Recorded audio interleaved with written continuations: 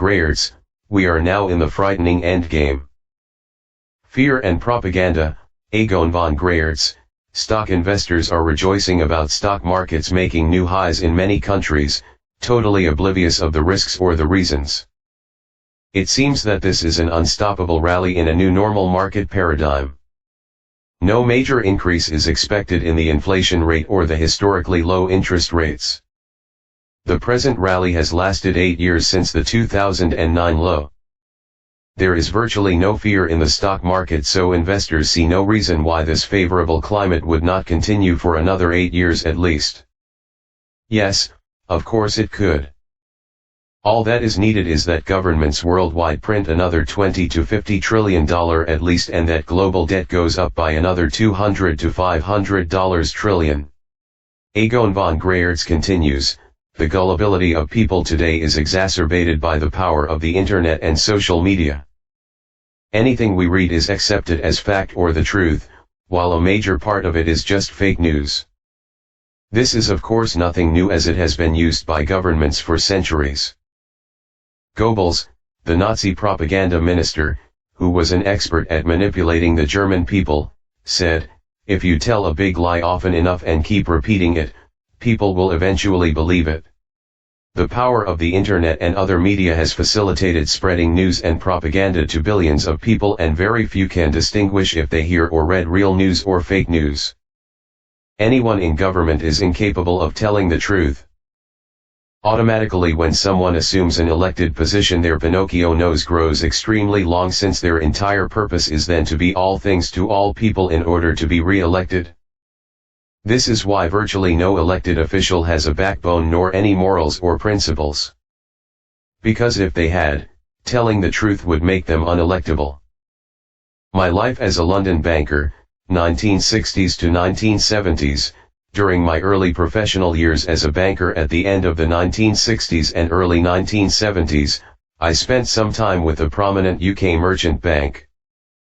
This is what the old-style investment banks used to be called before the Americans came to dominate the sector. The senior bankers used to arrive at work around 10 a.m. and then go to lunch at 1 p.m. The lunch would consist of at least one gin and tonic to start with, and then a good 3-course meal with a bottle of wine or two. Afterwards some port with cheese and maybe a beer or two at the pub to finish off. Then back to the office at around 3 p.m. for 4 to 5 hours of work. And this is how the City of London would operate when it was the financial center of the world. Any transaction was based on a handshake and a brief contract. Lawyers played a very small role in this process. Deals were based on trust and personal relationships. Banks displayed total loyalty to their staff, and employees did not fear for their jobs.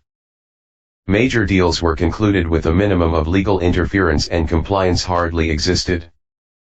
And still there was very little deception or fraud.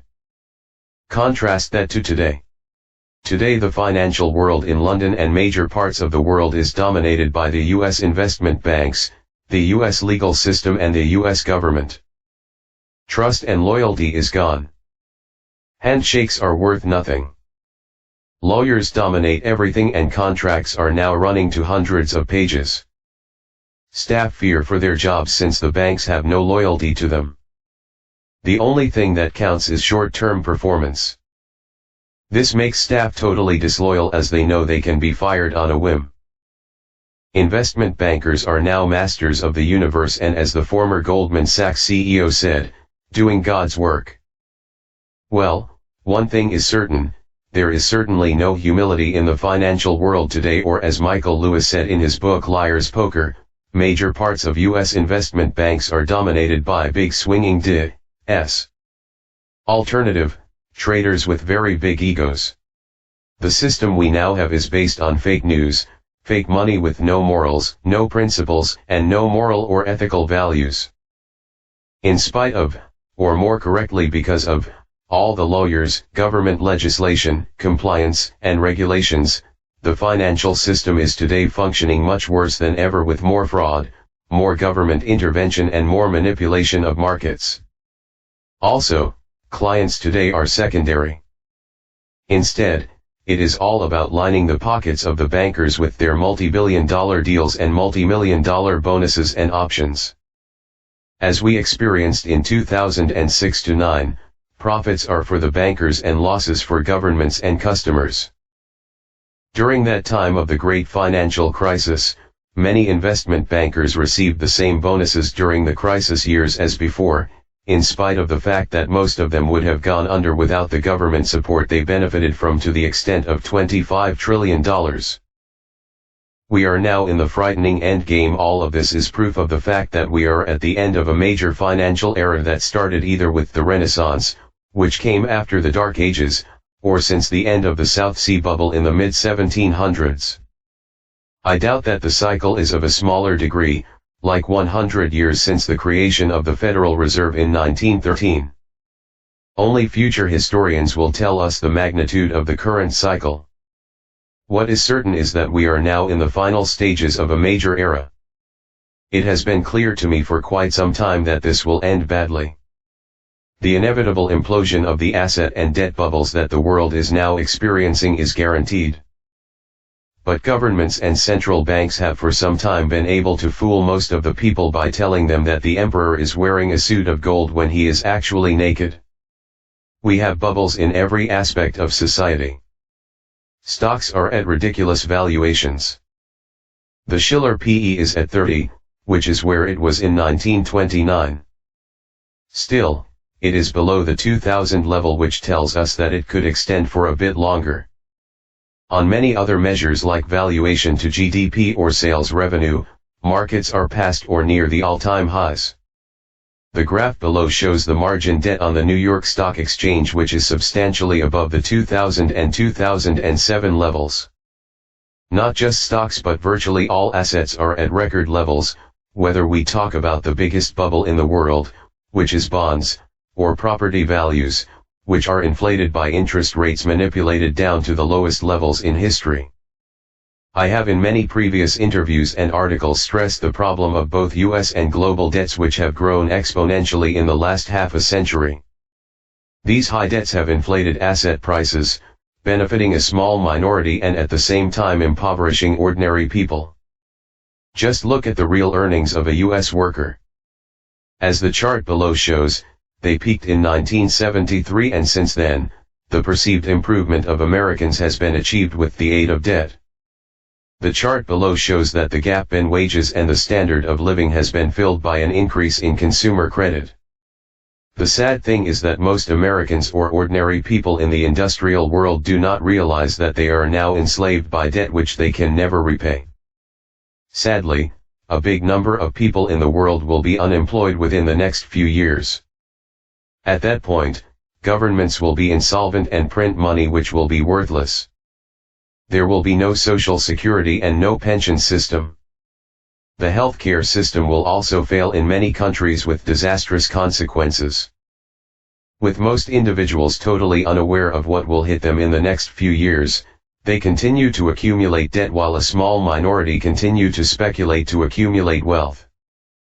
The biggest wealth destruction in history. These speculators don't realize that most of the wealth they have today is due credit expansion combined with governments printing money. Any future increase in asset prices will merely be due to the music playing faster and louder and will have nothing to do with real economic growth. Very few people realize that soon the music will stop, and at that point, all the assets inflated by debt will implode. This will lead to the biggest wealth destruction in history. But as always happens at the end of a major cycle, it only turns when the maximum number of investors has been sucked in. This is why we could easily see even higher stock prices before it all collapses. Just look at the Nasdaq in 1999 to 2000. From January 1999 to March 2000, the Nasdaq went up 2.5 times.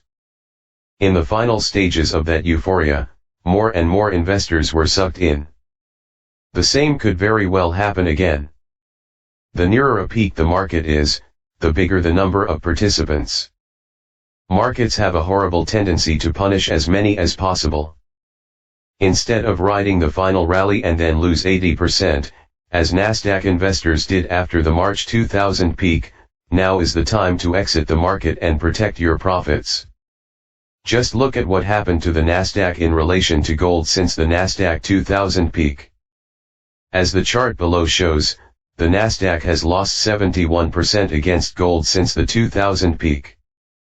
Don't try to time the markets. No one can pick the top, and when a market is heavily overbought, this is not necessary either. I am taking the Nasdaq as the extreme example here, but all stock markets are overbought globally. It makes no sense to pick the final rise, if it happens. Now is the time to take protective measures and be concerned about the return of your money rather than the return on your money. The perfect wealth preservation asset is of course real assets, and especially physical gold and silver, stored safely outside the financial system.